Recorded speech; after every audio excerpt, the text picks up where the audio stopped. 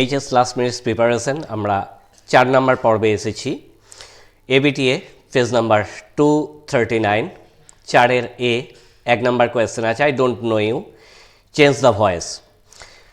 You are not known to me, এর answer you are not known to me. Next, I said to my father what is the relevance of prayer, এটাকে narration change করতে বলেছে, change into indirect speech. তাহলে I asked my father what the relevance of prayer was.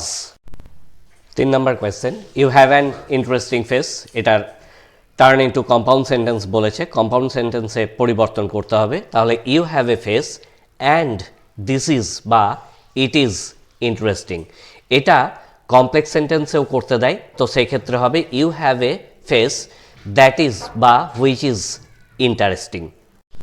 Next question, when she got to the door, she dragged the boy inside. Turn into simple sentence.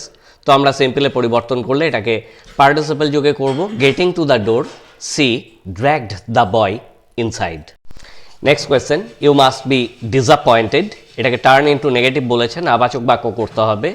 তাহলে you must not be contented, ডিসঅ্যাপয়েন্টের opposite content, তো contented শব্দটাকে ব্যবহার করতে হবে।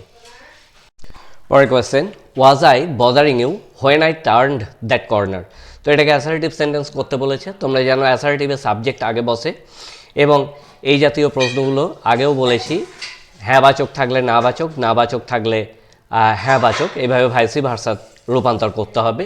তাহলে এটার যেহেতু আই সাবজেক্ট, অতএব I was not bothering you when I turned that corner. তো এটাই ছিল আজকের চ্যাপ্টারের লাস্ট কোয়েশ্চেন। তোমরা আরও পেজ প্র্যাকটিস করো, না বুঝতে পারলে আমাকে জানাও।